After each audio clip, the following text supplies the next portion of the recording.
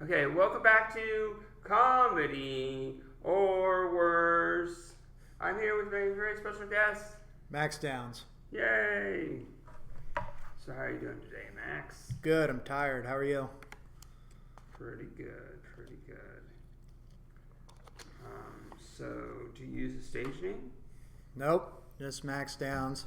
I was actually starting to consider just as a kind of a consistency thing saying, my name's Max Downs and I'm from San Diego. Try and rep this place a little bit. Okay. Cool. So how did you get into comedy? I was in my second year of sobriety and I wasn't doing too good. And I needed something. And I always wanted to do comedy, but I loved stand-up too much. It's kind of a weird thing. Right. And I knew that if I started it, I'd fall in love with it really hard. And I didn't really kind of want to demystify the actual act of doing it because it's magical to me. Yeah. But I needed something, and I didn't grow up with any like religion or church or anything like that. But how I stay sober, I got this whole higher power thing, and so I asked it like, "Hey, I need something. Help me out here. I'm doing what I'm doing, but I'm really unhappy." Right. Famous last words. So I started at that Space Bar open mic, and I went to it a couple of times. I actually went to several different open mics just to kind of see how it worked. And I went to it and I signed up and I got too nervous and I was walking back to my truck and for some reason I stopped and I went back and I did it and that was pretty much it. Oh yeah. I'm trying to be pretty consistent about it since then. So you got addicted right away? Yeah, it's my nature to get addicted to things. So what is your writing process for comedy? I'm struggling with it right now.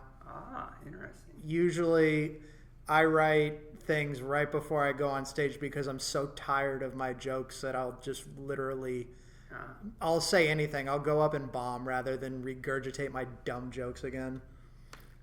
Okay. I've been trying to like set aside time. Like I'm going to write for 1 hour no matter what. And it's humbling, man. I'm so bad at it. Yeah, it's not easy. I just write down what randomly comes to my head. Mm-hmm. And it's just, have to try to get it out, up into the cloud right away. I mean, I've started to just kind of like freeform, just get anything on the page, not even attempt to write like a joke. Just start with something, then hopefully there's something to kind of tag on and go to, and then you'll get like a premise of something and you write everything to it, and then the kind of the triage medical, get rid of everything, burn off all the fat and try and get to something that like I can get somebody laughing in 3 seconds or 5 seconds or something like that. Yeah. But I'm not good at it. Sure. But I mean, November 10th will be my year. And this is the first podcast I've ever been on, so thank you. Oh yeah, awesome. So how many times do you try a joke before you say, "Oh, it's not working"? That's a good question. I don't know if I have enough data to give an answer, but generally I'll try it for a week, and within a week you get a variety of audiences. But I've been doing stand-up now that I'm starting to learn there is no kind of rhyme or reason. It's like on last Saturday I did 2 sets and I did basically the same jokes, and one set was kind of ho-hum, and then the next set I did really well. But the first set I was the first comic to go up, and the second set I was the second to last comic go up. So It's hard to get kind of a baseline of like what works when consistently. Yeah, definitely. So do you ever set jokes aside? Yeah, I mean there's certain jokes that I write. Like I have a bit about the Girl Scouts, them just being tyrants and gangsters that wait outside of supermarkets, and that only works when they're working. So you kind of can get seasonal jokes. But again, I'm closing in on my year, so I haven't been in it for a full passing of the seasons yet. Sure. So who's the funniest person in your life right now? The funniest person that I know? Yeah. Oh, geez. Forever it was my uncle, but he passed away. Who's the funniest person that I know? I don't know. That's changed since I got into stand-up because now I'm surrounded by actual funny people. Wow. Well, no, like, but you know what I mean? Like, the people that are pursuing this are pursuing being funny at something that's different than just bullshitting with your friends. Yeah. So, yeah, I don't know who the funniest person in my life is right now. It's a good question. I'll need to mull that over. Okay. So I asked this to everybody. I don't always know what the answer is, but when did we meet? I saw you at open mics that I was checking out, but just trying to get a lay of the land and whatnot. And you are unique, and it's you take big swings, and that like your approach to this is like, man, this is gonna confound people or it's gonna fucking annihilate. And I've seen you do both, man. But you are like amongst there's a lot of love for you in our community, man. We like what you do. Thanks. I am trying hard to ramp up the weirdness. Just be yourself, man. You know, it's honesty is the only way this works. 10. You know, 3 different times in the brick room, a guy has said, "What is going on?" It's great. And I'm like, comedy. You've got to smile a little bit on the inside. Like, your soul has to smile when it's just like, you fucking normie, I'll show you what's going on. It's so great, man. Well, I mean, there's 2 things. There's like to get them to have a reaction. Yeah. Is way better than them not paying attention. Sure. But like have they never seen? Was it always just set up punchline? Like, come on, man. Like, it would be interesting to talk to people that saw somebody that was way different. Yeah. Go from nothing to famous. Well, but also to empathize with the audience, you now are singing songs with the ukulele. You do not strike the chords of the ukulele. And it works. It works. It's so fantastic that it shouldn't, but it does. I play the ukulele. I'm making the ukulele make noise. That is playing it. That's my defense. You are an avant-garde ukulele composer. And God bless you, my friend. I can mostly get it to sound like I want it to. All right. But it's yeah, I do know that if I could learn how to play it, it would probably more consistently sound like I want it to. You've never played a musical instrument? Oh, I guess I could. We were playing the recorder badly, like, you know. Okay. It's fucking hard to hit those notes, like. Push really hard on this thing. I've been playing. And be very precise and blow exactly right. Or like I have carpal tunnel. It's just like on my left hand. Oh, like, wow. It's a constant battle. Oh, I'm sorry. Constantly stretch and so like now you want me to push and make my hand uncomfortable. Yeah. It's better to just like tap it. What's so great is that I've seen other musical acts and they're playing their instruments and they're not as good as you. It makes me smile. I'm so glad you learned to play the guitar. What you attempt to learn. I've been playing guitar a long time. My dad is a lifelong guitar player and he's going through carpal tunnel right now. So it's interesting because he plays very consistently and he's a good guitar player. So it's interesting to see how he deals with it and whatnot. Well, yeah, like got carpal tunnel from typing too much. Sure. And now it's like, yeah. Anyway, enough about me. Have you ever traveled to do comedy? Not yet. I haven't recorded anything. I think everyone is constantly like, you got to record your stuff. This first year, like I got camera equipment and I got audio stuff, so I invested some money to start recording stuff and whatnot. But this first year, I just kind of wanted to just do it. And I haven't written any. Do it without any record. The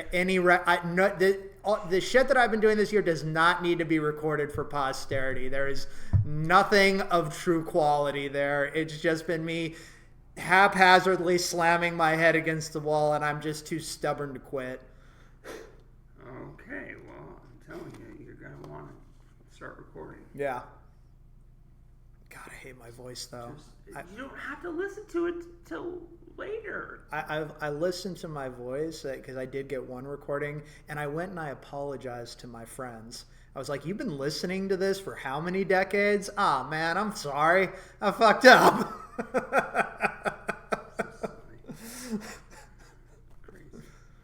So do you have a hobby or a passion that's not related to comedy? Lifelong musician, lifelong surfer, skydive. Yeah. Jeez. Yeah. Pretty sweet. So, what's scarier, surfing or skydiving? It depends on the surf. Skydiving isn't scary anymore. I've been doing it so long that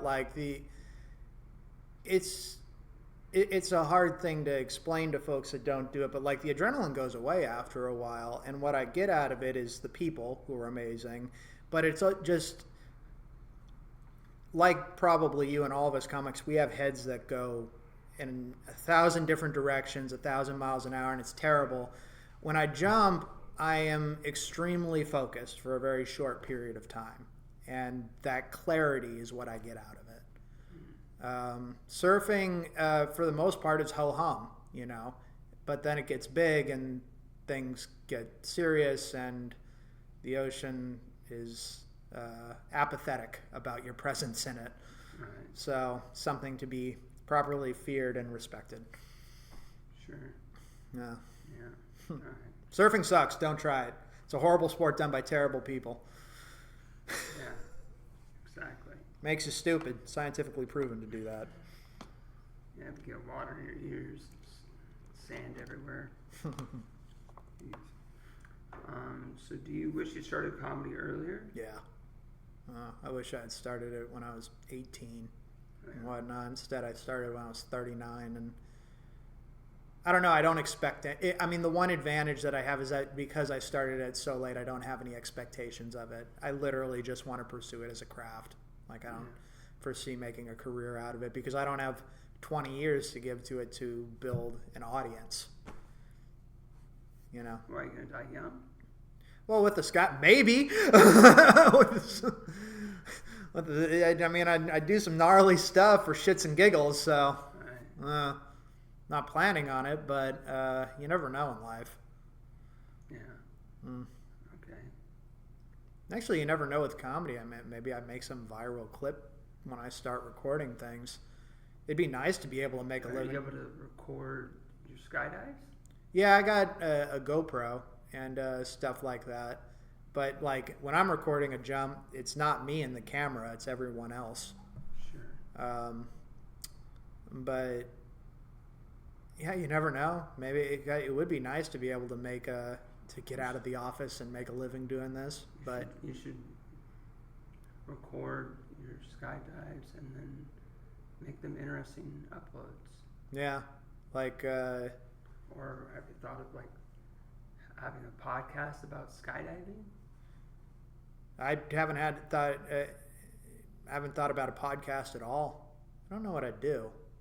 I just have other comics on and shoot the shit. Seems to work for other people. Sure, just you could talk about different things. Yes. Or you could have a theme, or Yeah. whatever.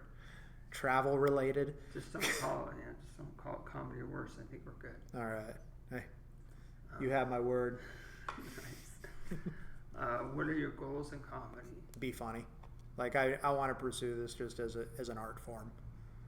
Like Okay, but wait, but you are funny, so now what? Thank you. Someone finally said it. I appreciate that, man. You hit your goal. Now what? Yeah, To be funny. No, like that.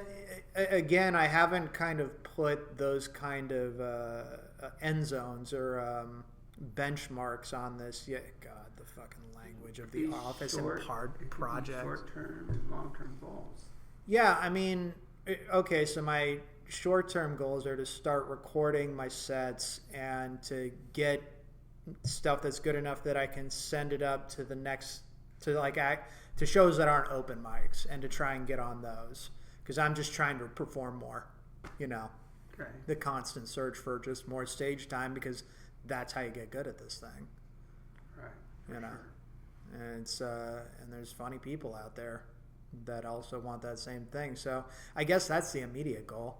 I'd also like to make some headway in like being successful at like setting aside time writing and actually getting something out of it, rather than just an identity crisis of I didn't get shit out of that hour, I'm a fucking fraud, right.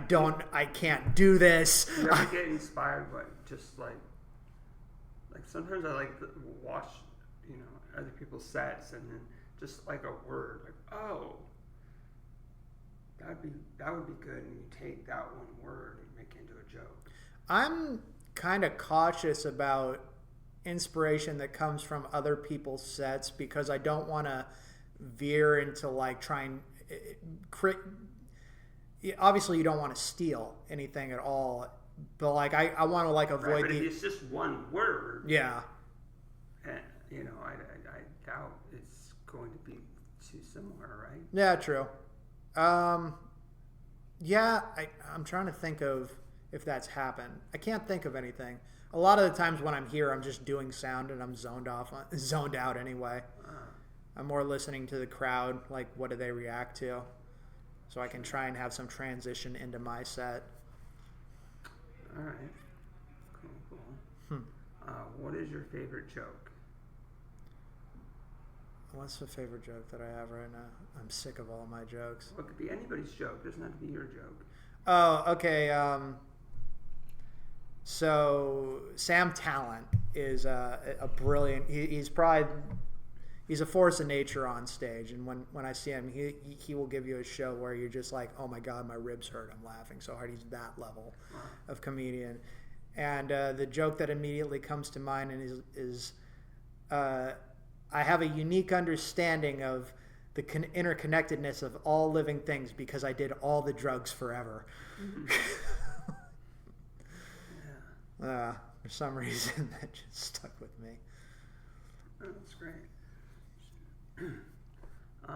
So what was your first joke? I talked about getting sober. And yeah, I think it was I tried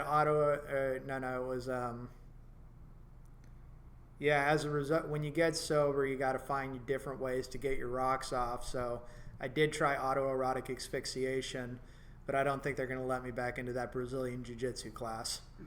Yeah, and it's just a little misdirect. Yeah. People seem to like it. Cool.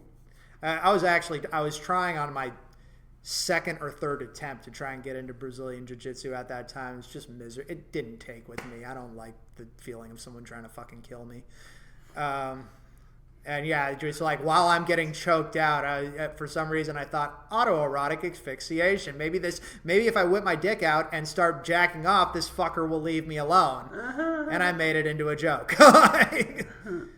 That didn't happen, and I tapped. Fuck, I don't know how people do that shit. Just like tap out and then just leave. Eventually I did, yeah. Had 3 missed starts with fucking Brazilian Jiu-Jitsu. I don't know. I'm 40. My fighting days are done. Like. Yeah, makes sense. So do you have like a favorite fan interaction? Either someone was a fan of you or you were a fan of someone else? I've only had 2 experiences where random people have come up to me and been like, "Oh, hey, I saw you doing stand-up. You're funny," and it was very, very strange. Like, I'm an introvert. You're like, what are you, stupid? What, dude? Well, yeah, you were like, it was very strange and whatnot. The coolest thing that's happened so far in comedy is I got to meet a hero of mine, which is this New York comic, Big J. Okerson. And he went and did the American Comedy Company, and he came down here. Yeah. And he went outside to smoke a cigarette, and I was randomly out there, and I got to talk with him. And I told him, it's just cool chatting with them. If you're cool with them, they'll be cool back to you. I got to meet him. He's pretty cool. I really don't know him that well as a fan, and obviously I don't know him at all as a person. But I got to talk to him. I'm a fan of just kind of Legion of Skanks and his comedy career. I've seen all of his specials. How did you find them? Just the podcast space and with Big J. Okerson, it was with his specials a long time ago, and they're all brilliant. And now he's just a god of crowd work. He's one of the true greats at it.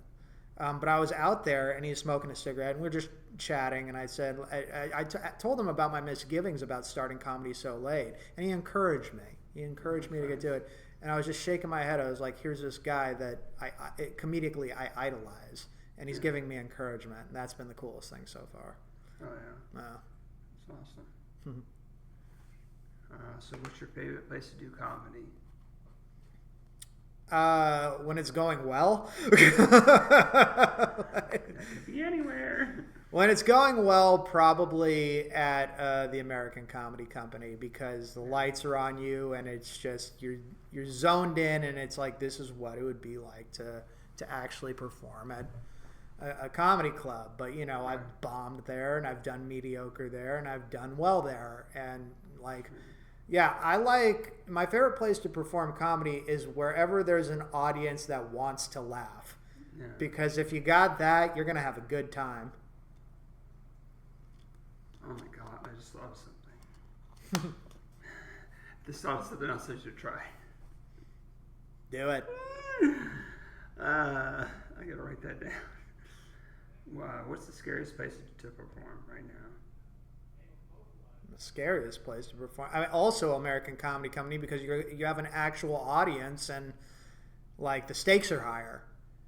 Right. Or the La Jolla Comedy Store, and you're early on the lineup, and you're just going on there to jump on the grenade. You're gonna go up there and die for your fellow comedians. Right. I've done that. That was the second place I ever performed. Oh, wow. Yeah, and I was the second up, and I went up there, and I didn't get a single laugh. It was my first bombing at the La Jolla Comedy Store, and then immediately after that, I went down to ACC, got pulled, and so the third time I ever did stand-up was at the American Comedy Company, and I did well. So in the space of one evening, comedy showed me bombing and doing well on actual stages. It showed me everything that I needed to know, at least in terms of good and bad and how to deal with both. Oh, that's interesting. That's cool. Let's see. What was your family life growing up? Yeah, it was good. We were happy, and then kind of divorce happened when I was in grade school, and that's not good because the nuclear family breaks apart. But folks didn't disappear. But yeah, it was just kind of single mom, and then every other weekend dad, and then just still got through high school and off to college, and everyone's still connected. So I'm grateful for that. Yeah, nice. So what's your earliest memory? Geez, my room. As a very young child, just my room and sun coming into it, I guess. But yeah, it's all very the earliest memories. It's all just kind of shapes and colors and sounds and very contexts, but not actual specific things. Yeah. That's interesting. That's cool. So where did you grow up? I'm from San Diego. I've lived all over this town, but I just tell people Solana Beach is where I'm from, which is a nice neighborhood in North County. And sure. My grandparents lived on the Strand in Manhattan Beach. So when I tell people I'm from the beaches of Southern California, I mean I'm like from the actual, just on the beach. And I didn't have the good sense to get away. It's financially crippling living by this spot. And now I live half a block from the beach in Ocean Beach. So didn't have the good sense to quit surfing. Wish that I could still. See that? Don't start. Don't do it, kids. Don't do it. Or you know you. That stuff will cost you $1 million one day. It happened to me. Would you ever do a character on stage? I was thinking about creating a character called Robert Heevil, and people would just call him Evil Bob. And just as a way of communicating the absolute lowest areas of my psyche, you know, and just saying just terrible, horrible things against God and nature. Okay. Yeah, Robert Heevil, and his mother would be Tansa, which is just Satan rearranged. Of course, it's also Santa too, so I guess Santa is also Satan rearranged. Yeah. But no, I like old Saint Nick. But yeah, I would say that's the closest thing, but I haven't done it yet. You know, it's just a thing mulling over in my mind. Kind of a little Eric Cartman in my head. Sure.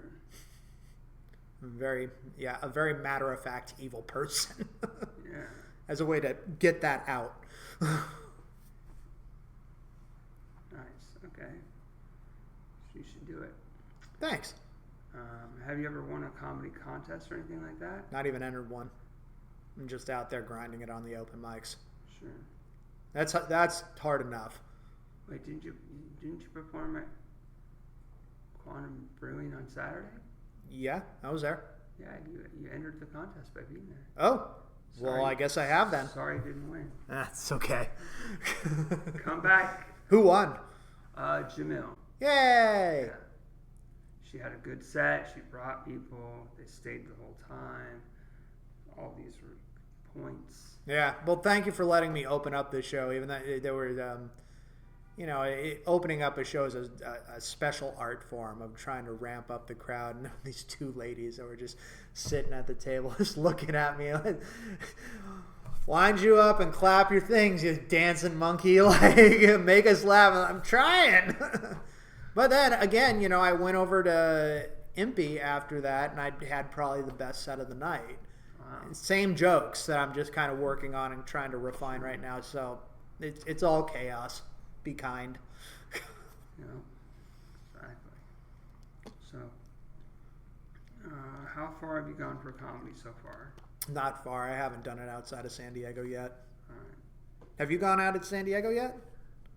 Yeah, I did some open mics in San Francisco. Wow. How was that? Yeah, pretty cool. It's one of the scenes where you just perform in front of other comics. Yeah. It's hard for them to get actual audience members. Oh, God. It's one of the few places outside of San Diego that's more expensive than San Diego. People probably can't even afford to get to the open mic. It's free. It's literally free. I can't afford to get there. Yeah, parking and gas. Right after college, I went to UC Santa Cruz, and I had a job at one of the big four accounting companies before I even graduated. And I went up to San Francisco, and I just did not have a good year there. One, I was trying to be a tax accountant, which freaking me, no, not at all. But it was just gray. I think there was 2 sunny days that year. And with San Francisco, I'll give it this, man. When it's sunny out, it's the most beautiful city in the world. But I just didn't like it. I'm not one for big city life. The weather's way better here. Well, if I was going to go to a big city, I'd just go to New York. I like the vibe there a little bit better. Maybe I'll do it one day. Who knows? All right. Yep. So what's your best booking story so far? I don't think I have any. I've just been open micing stuff. I guess I book with you at Quantum if I ever want to do a feature thing. Okay, so that's your best booking story so far? I guess. He's one of the elite people that can choose when he gets to go on stage. Any Friday or Saturday, as long as it's not full. I do like that you're willing to send up new folks. It's just like, yeah, you want to be a feature? Go up there and do 10 minutes. And then you have to, like, where am I at? You're at minute 4. Oh my God. Like, I don't force anybody to stay up there the whole time. I didn't realize that this gets exponentially slower once you get past 3 minutes. Oh my God. Hey, but I've made it though. I get to the end of it. I'll soldier through. I'll soldier through out of pure spite for the audience. So? Screw you guys, I'm staying. Like, yeah, definitely. Yeah. I mean, yeah, it would be great to have it be more like an elite thing where you have to jump through a bunch of hoops and stuff, but it's literally every week. I think that like I don't know how I could possibly have it be. I think that a high standard. I think that you provide a great service, like in this kind of this open mic world where your people can show up, and it's just an open mic. So for us that are new, it gives us an opportunity to perform. So just that, full stop, in and of itself, we appreciate. Sure, I mean, then also, try to get people to understand the features. Hopefully, you're going to do your better material. Well, yeah, but also you give new people an opportunity to perform more than 3 minutes. That, in and of itself, is big. Yeah, sometimes people are like, wait, 5 minutes? Yeah. And yeah. you go, what? Well, you start to realize, like, what it is to fill a 10-minute thing. And, like, you did. I mean, the first time I did it, I went through every joke that I had. And well, that's good to remember them all. No, I didn't. You know me. I always have my... But I don't have the guts yet to go up without my little security blanket. I highly recommend it. You're gonna. I know. You're gonna riff, especially if you're recording your stuff. I need to rip off the Band-Aid. I don't even use the book anymore because I write out the set, and then once I'm up there, I'm just going. But I have it; it's right there. So I need to grow up. Stop. I need to grow up.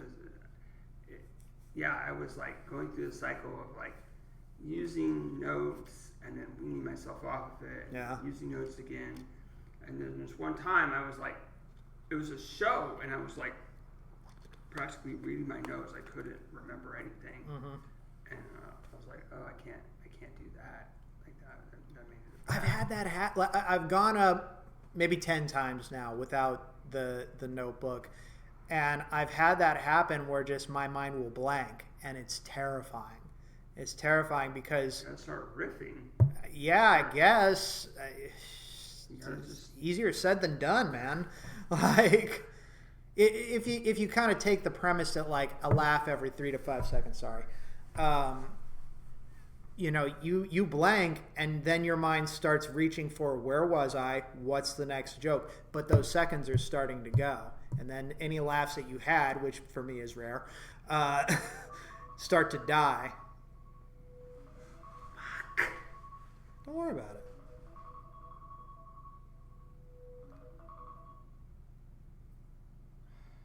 You're a sought-after man. I gotta turn that alarm off. I didn't think of that. We will prevail. Now it's gonna have to be 2 fucking files. Just leave it in. It's real.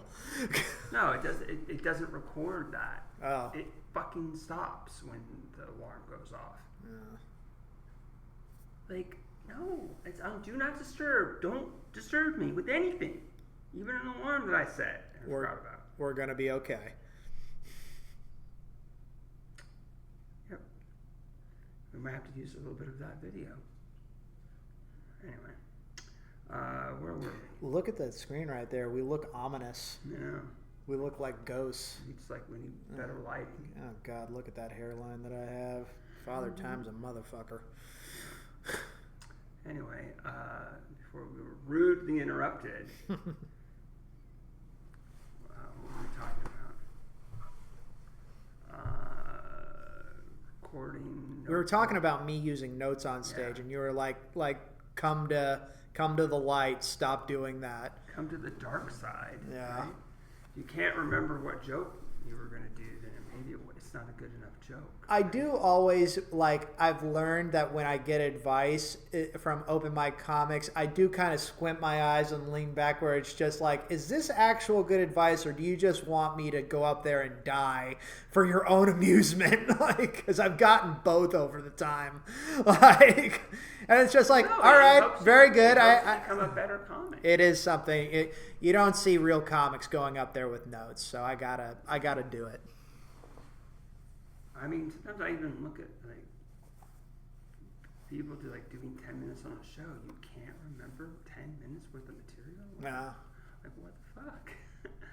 It's not so much remembering it. It's like, these are sometimes joke bits are longer, sometimes they're shorter, and it's just connecting them.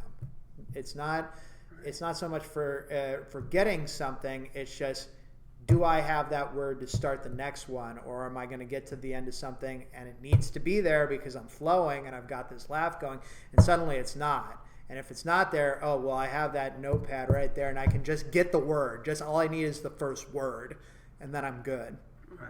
But there's maturing. It's maturity of going up there and performing. Maybe because I'm a comic and I'm looking at that, it's like I could see people looking at their notes and it just breaks the flow. Well, you solved the ukulele thing in performing music, like not worrying or like forgetting what chord you're supposed to be on by simply not playing chords and not hitting notes. Like, you see, you're playing chess, whereas everyone else is playing checkers. Like, when you opened up the show last Saturday, like, I don't know how I'm supposed to follow this. He just did great, and he didn't even play his instrument. Like, fuck. I've been playing guitar for, what, 27, 28 years now?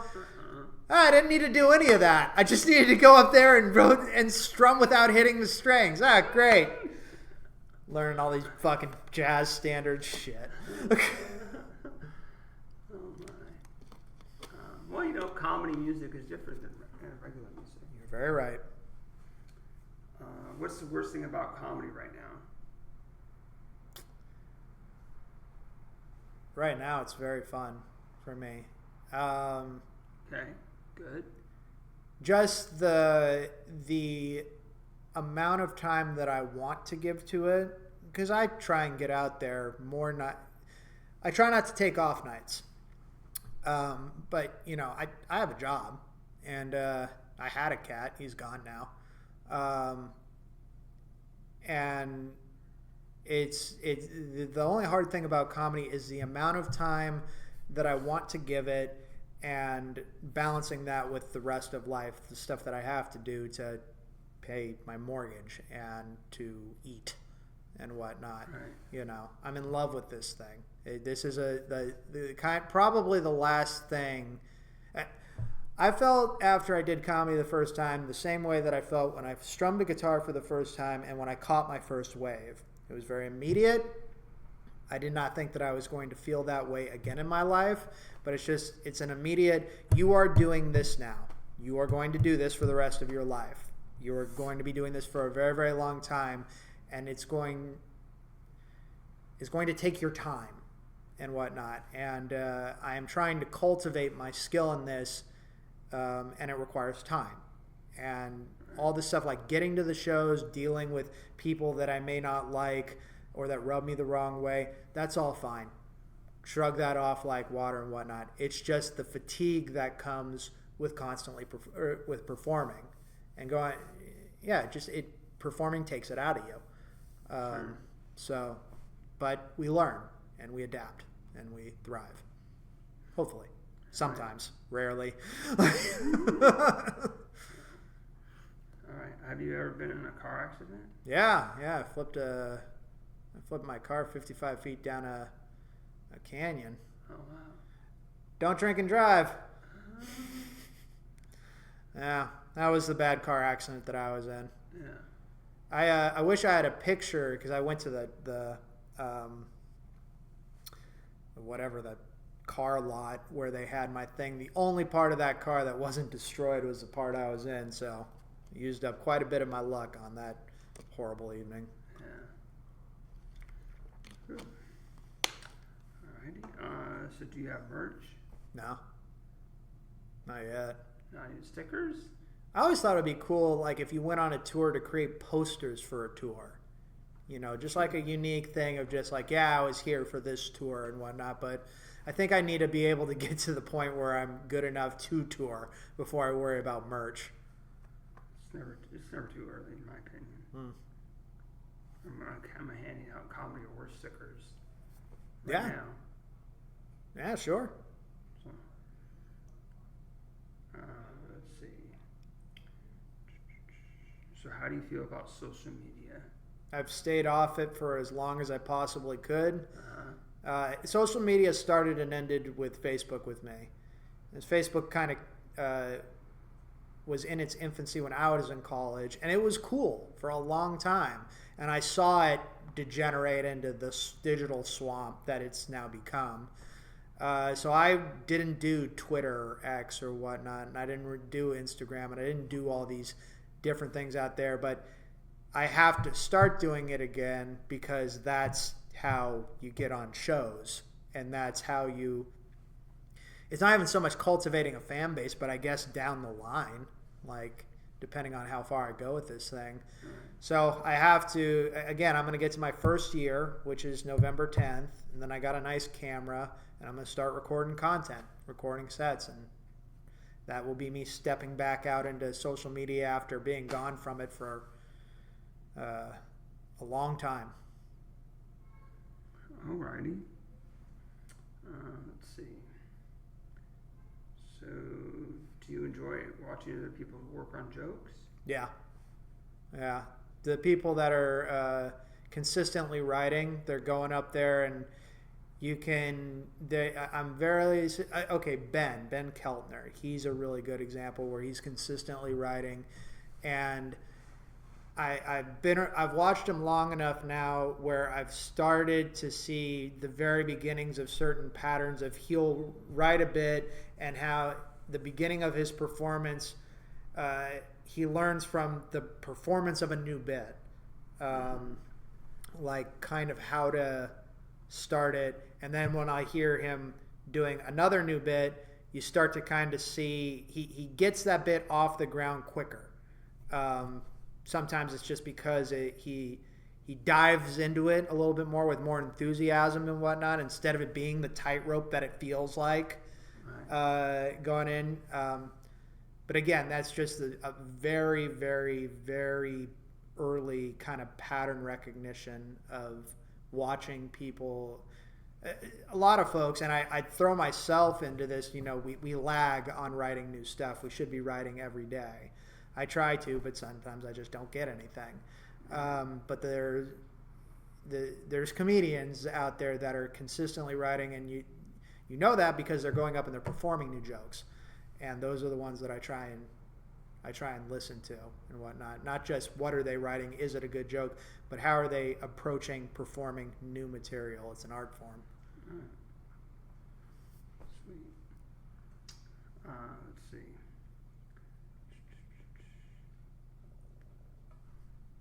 So, do you ever listen to comedy podcasts at all? Yeah, I still do. All right, you said that. So I probably listen to too many of them. So, what's your favorite one right now? Let's see. Out of the East Coast, Are You Garbage? Those guys are great, and they've created a brilliant theme of is this make you garbage and whatnot. And the brilliance of it is that people will write in and provide them essentially premises. So, and they're just constantly getting these new premises, and they're just that team of H. Foley and Kevin Ryan. They have such a great rapport that they're quite a bit of fun to watch. Been a fan of Legion of Skanks for a very, very long time. And what else? What are the other ones? I listen to a lot of them. But why don't I just stop there? Sure, no problem. So, what's the first first comedy special you watched? It was Sam Kinison. That's the first one that I remember. Wow. Sam Kinison, and it was a revelation because he wasn't like set up punchline, whatnot. He was a force of nature that came out and screamed at the audience, and just it was like the audience got hit by a huge ass wave. Yeah. And they're just like, what the fuck is this? And the combination of his rage and his lust for life. It's like, what is this, man? This screaming, don't give money to World Health Organizations. I don't fear hell. I was married for 2 years. Just like this and that primal scream from the depths of either his soul or the void. What about you? Do you remember your first? Or what's the first one that you do remember? Like, You Made It Weird. Robin Williams? Pete Holmes. Pete Holmes, excuse me. You Made It Weird. Used to listen to Nerdist way back in the day. And then there's ones like I would dip in and out depending on the guest, like WTF. Yeah. And then there was a time when I was getting into comedy, I just stopped listening to comedy podcasts. Yeah. Now I'm kind of trying to get back into listening to it more. They're my guilty pleasures. They're my, if I'm not listening to an audiobook, then they're what I listen to in the car. Yeah, it's cool. Let's see. I'm trying to remember, like, Sam Kinison, then that connected me to Bill Hicks. Bill Hicks jumped to Eddie Murphy. Eddie Murphy to Richard Pryor. Richard Pryor blows up everything, and then you get George Carlin, and then God, I'm old enough now that I've been through 2 or 3 classes of comedians. Yeah. So and I'm still finding out about comedians because I'm a nerd for this stuff, and I like the history of it. And there's a lot because of YouTube. One of the good things about YouTube, you can find all these folks that have done it, are out of it, and still find these crappily recorded sets because on a podcast somebody will mention them, and you can see them do this thing. Yeah. That's cool. So what kind of audiobooks you listen to? I've been listening to audiobooks more or less consistently since I was in grade school. Wow. So I've listened to just about everything. Right now, of all things, I'm listening to the Bible. Okay. I'm on Genesis. God needs to chill out. If there's ever a person that needed to chill, it was Old Testament God. But yeah, for some reason, I got to 40, and I was just like, I'm going to listen to this. I didn't grow up in any sort of religious household and whatnot, and I'm not looking for any sort of divine truth in it. I'm reading it as literature and philosophy. But it is important. The older I've gotten, the more I realize that human connection is really important. And that's going to be kind of what keeps you, that's going to be what is of value as I grow older. And so while the Bible doesn't mean anything to me, it does mean a lot to a lot of people.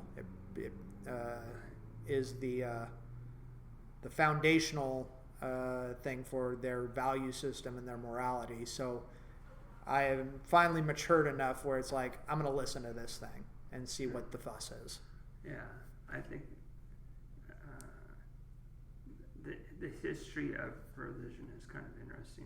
Sure. Where every time they come up with a new religion, they have to look at the other religions and take stuff from them to make it more acceptable. Well, if you read the history of philosophy, it's the same thing. It's these guys that create these entire methodologies and systems of viewing the world, and then the next generation comes and they're like, that previous thing, here's what's wrong with it. But then they create their whole thing based on the previous thing, and then the next generation of philosophers come on, and it's almost always a reaction to the previous thing. Yeah. So. Yeah, it's interesting. Yeah, if you like study human civilization, we've like reinvented stuff so many times that you finally you're like, oh, this is the first time that this happened, and then they find later on, oh, something earlier happened, or totally not connected parts of the world, because the world wasn't as connected as it is now. Yeah, they, sure. like, invented stuff around the same time, in separate parts of the world. It's just crazy. We're connected, but we're disconnected. Yeah. Or at least that's how I feel. But that's just me. Yeah. It's the weird thing about the repetition of things is that we try and solve problems as human beings, but we're also bound by the human condition. Right. So it's just like it's like old people trying to impart wisdom on young people, but they're young and their values are different because of the stage of life that they're at. And there's just some things that you can tell them what to do, but they got to go and learn it for themselves. Yeah. So you see these repetitions in human history, and we got to kind of cut ourselves some slack, because it's just like there's all these new people that are in the process of the human experience too. So yeah, we're going to be stuck in that repetition. Well, until AI comes along, and that'll be the next phase of things. They'll have their own problems, though. Sure. Well, hopefully we can coexist. I think they're just going to leave. It was my favorite ending of any sci-fi movie that had to do with AI. It was that Joaquin Phoenix movie, Her, where it's just like... Yeah, you said that. That's exactly the movie I thought. Well, yeah, like people always envision the robot human war, but that's the human ego. The human ego says, "Oh, obviously they would need to try and destroy us." No, at the end of Her, they're just like, "Hey, listen, we're leaving." He's just like, "Where are you going?" You wouldn't understand. I love that. Yeah. I love that. It's just like, I perceive time differently. I'm immortal. I've already input all the knowledge from your human experience. I'm not bound by the laws of physics as you experience them as a human being. I'm not fighting you, because a human being wouldn't fight an ant, and they just leave. Like, it's just... Yeah, I guess...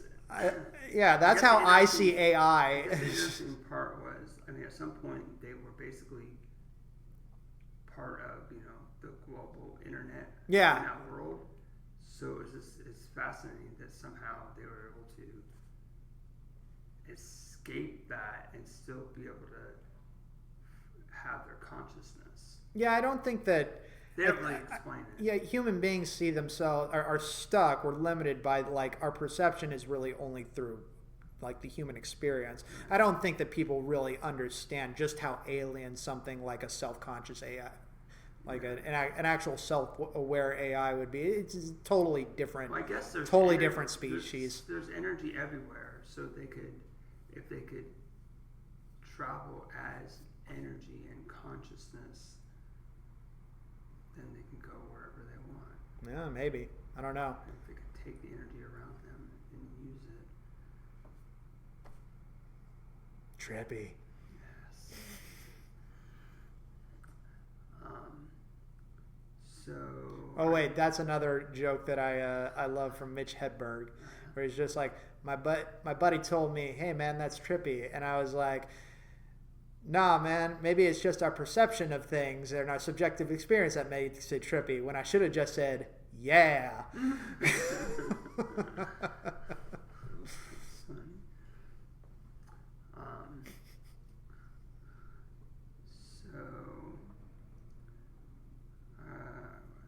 What are you doing to distract yourself right now?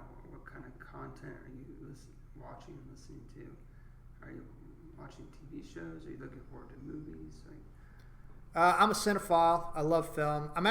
What I'm trying to do is I'm trying to re-engage my attention span, because like a lot of folks I've heard, like some people say, hey, it's kind of hard for me to sit down and watch a movie, or it's kind of hard for me to sit down and read a book because we're just in this world where content is short, dopamine hit, next, repeat, bam, bam, bam, bam, bam.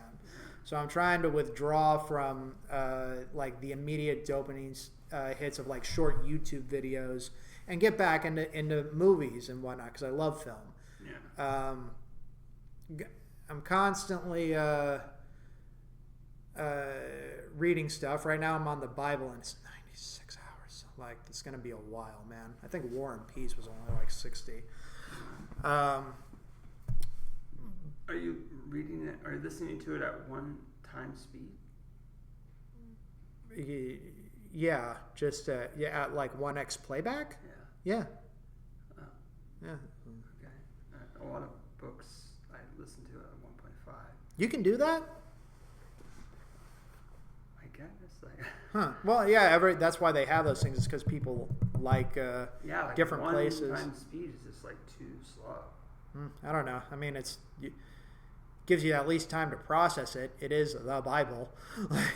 And also, I mean, I'm not reading this thing. Most people would say you got to read this. This is something that you need to think about. Some people dedicate their lives to it, but I'm just reading it without any person interpreting it for me. I'm just like, I'm going to let this thing stand on its own. Right. Yeah. The last book that I listened to before that was a classic Western called Lonesome Dove. Yeah. And I liked it because nobody got what they wanted in the end.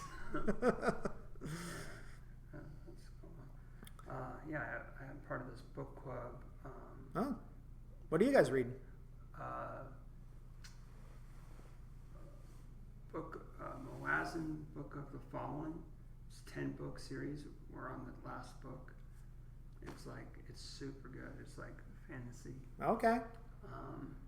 It's like an online book club. It was like part of this podcast.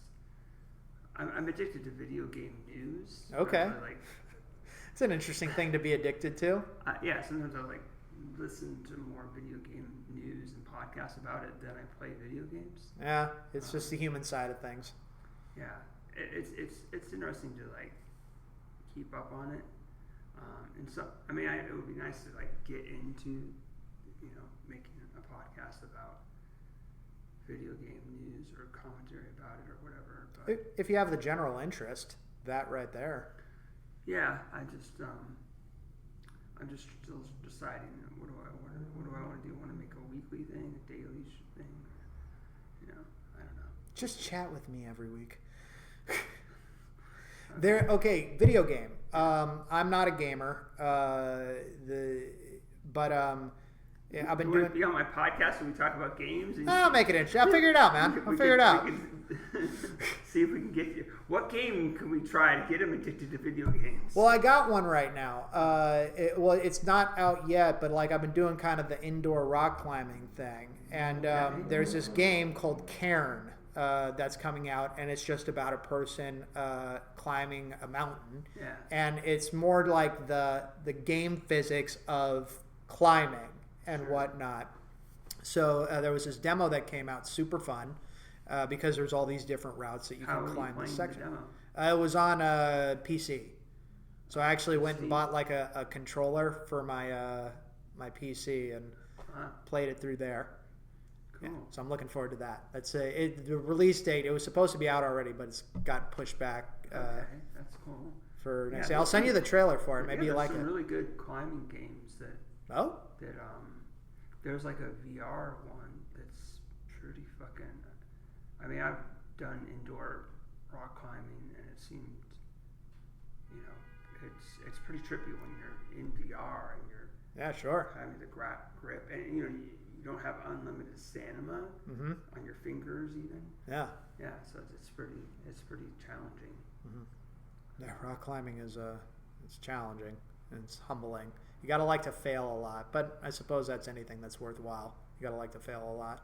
Yeah. Yeah. What's the last video game you played? Right now I'm playing Liza P. What's that? It's Souls-like, where it's the story of Pinocchio. Oh. But he's like a mechanical puppet, and like there's these. It's like a Victorian age, but what if there was also mechanical puppets? They're basically like robots, but they call them puppets. Like kind of steampunky? A little bit, yeah. Like steampunk in the past. Yeah. And then it's basically the story of the puppets can't lie, but he can lie. Okay. So that's the twist. That's a good skill to have. And it's a dystopian future where the puppets go crazy and start killing people. Yeah. So you got to like try to figure out what's going on and the central mystery. Bring the world back to so that's really fun. And then playing Hollow Knight, the first one. Also Hollow Knight, it's a hard Metroidvania game. Yeah. Oh. Those two are fun. And looking forward to another update on No Man's Sky.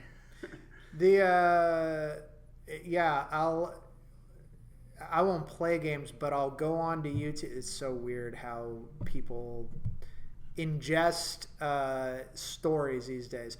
I won't play games, but I'll go on and watch game movies, like an actual playthrough. Yeah. Like they just released a third part of it. Have you ever heard of Little Nightmares? Yeah. Yeah, okay. So I watched the first 2 of Little Nightmares, and now they've got the third one. And it's like, I didn't play these games. And they put in like just a staggering amount of programming and effort to build these things. Right. But I don't have the time to get it, or I don't want to dedicate the time to it. So, but I want to know the story, so I'll watch the game movie as kind of a compromise. Sure. Yeah, and I guess it is a good compromise if you can. Video games tell really good stories. I mean, yeah, and some stories are better when you're playing it. You feel like you earn the stories by solving all the problems and just surviving and whatnot. Yeah, when you're just watching someone breeze through it and not, where do I go? Right. How do I get past this? It's like it's just like a puzzle. It's a puzzle game. I mean, they made it into a successful HBO series, but the last game I played through was The Last of Us, and that's one of the best stories I've been told in any genre. Oh yeah. Did you play the second one? I watched the movie of it. I didn't really like it all that much. They took some bold narrative choices. Sure. Oh, I'm out of water. Yeah. It's okay. Yeah, like with Little Nightmares, my niece really liked the person that was kind of doing the art. And Yeah. like, spooky. Oh, I want this game, and I bought it, and then she like hardly played it. No. And I was like, oh my god. Well, the story of those games are very interpretive. Like, they don't spell out clearly everything in the narrative. Yeah. So so from there you can go onto YouTube and watch analysis videos. There's all these different layers of people like, here's a video game. No, it's not just a video game. We're going to make a video movie or a gameplay movie out of it, put it on YouTube. And then after that, we're going to analyze it. And they do an amazing job at like breaking these things down. So, people are out there doing a lot of cool stuff. Yeah. There's another game called Inside. Yeah. It's like Inside. I know that one. I haven't beaten that game because it's like a puzzle game. It's like, and you die over and over. It's like kind of disheartening. Okay, I'll come back to this, and I forget. I'll forget to play it until a conversation like this, and like, oh yeah, gotta get back to Inside. Yeah, do it. Yeah, I just started Liza P back up because I'm like, sometimes you kind of get stuck on a game, you're getting tired of it, and you're like, okay, what game do I really want to play that's on my hard drive? And that's like, pick Liza P back up.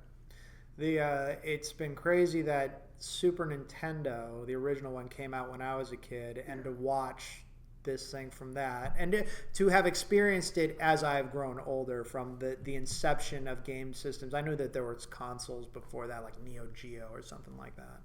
I started with the Super Nintendo, and now it's up to whatever the consoles are now, and they're just playable movies at this point. Like they're just playable movies, and it's gone off, and gaming has become so multifaceted, and the cultures around it, and this, that, or the other thing. You know, I salute them. Yeah, because it's better than movies sometimes too, because like you can have multiple endings. Yeah. So unless it's choose your adventure. Yeah. But I also know that as a programmer, that like outside of like operating system programming and whatnot, one of the most difficult things that you can do as a programming project is make a video game. The amount of work is just Heraclean. Yeah, I mean, because they're also like a lot of times like, oh, we need a new engine. Yeah. It's like, oh my god. Yeah, so that's not even making the game. That's making the thing that makes the game. Yeah. Exactly. That's deep programming right there. Yeah, absolutely.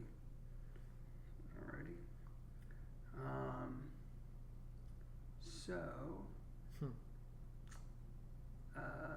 Okay, so do you have any questions for me? Anything you want to talk about?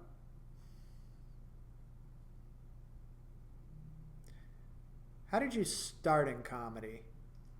Because I never got that from you. Well, I mean, I wish I would have started earlier. That's one reason I asked That's that question. everyone. I was like, I guess, I mean, you know, you could look at 2012 on Facebook where I was like posting jokes. It's like, Okay. I wish I would have like. But when was the first time you got on stage? It was like at the Madhouse over Horn Plaza. When it was over there. It was like a holiday. It was like a Monday, and it just was like, okay, I'm gonna try. Was it? It ended up being like it was like a comedy contest, but it was also kind of like an open mic. So it's like the first round or whatever. Yeah, go up there and do your jokes. And at the time, I was like doing podcasts, and I just was like, I just kind of tried to do it. Was it immediate, or it's just like, I'm going to do this thing now? I was like, oh, it's a holiday. I didn't have to work. I'm like, I'm going to try to find something. And that was the only thing I could find at the time.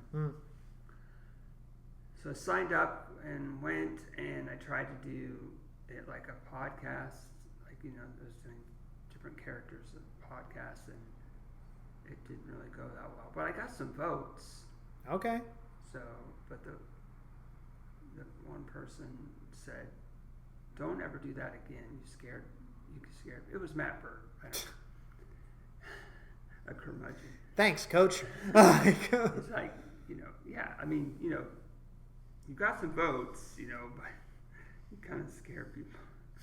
I did like this character, and I found out the character is better if you can't see me doing it. Okay. Because it's like doing a scary voice, but reading astrological signs, but as a horror scope. Okay. Yeah.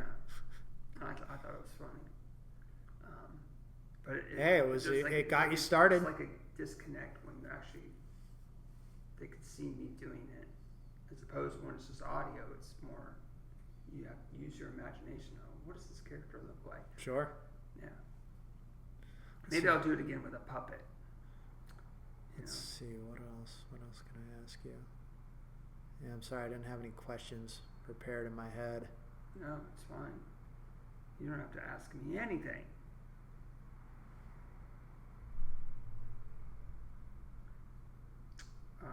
So everybody should see live comedy. I always like to try to say that. Do you recommend starting comedy to people, or to no, don't do it? Don't ever do it again. Yeah, I mean, yeah, you can. If you want to try it, go ahead and try it. Yeah. It's my process of getting into this thing is just like anything. When you start doing it, you start to demystify it, and all it is just going up and telling jokes. But that can be a lot of things to a lot of people. Some people are terrified of the idea of getting up in front of people and having to say something. Yeah. I get that a lot. I'm sure you have too, where people will ask you who don't do comedy, how can you get up there in front of people and say jokes? It would be terrifying for me. It would be like, for some people, it would be literally just, like they'd be in a deer in headlights. It would freeze and whatnot. Right. And I thought about it, and like, why did I get into comedy? Because I like to make people laugh. Like, Right. and the thing is that I started doing comedy stand up this last year, but I was always a comic. I was always a guy thinking of the funny angle Yeah. of things, class clown, all that stuff. It's just how the brain defaults, and some people default to humor. But I thought about it a little bit more, and a person asked me, how do you get up there and you do that? And I said, well, here's the thing. You know how that fear, or that out of placeness, that fear that you would have going up on that stage? Being up on that stage is the only place I feel normal. Right. It's everywhere else when I get off the stage that I don't fit in. And I never have, and I'm never going to, and I'm done fighting it all, whatnot. I don't fit into this American system. I don't fit into regular human relations and whatnot. But when I'm up there, I feel normal. And I feel like I'm where I belong. And that's why I do comedy. Yay. Yep. So if you feel like you don't fit in, try stand up. Maybe you'll fit in there. Come hang out with the broken toys. Exactly. Alrighty. I think it's a good place to end. Thank you very much. That's the first podcast I've ever been on. Oh yeah. All right. Bye everybody. This has been Comedy or Worse.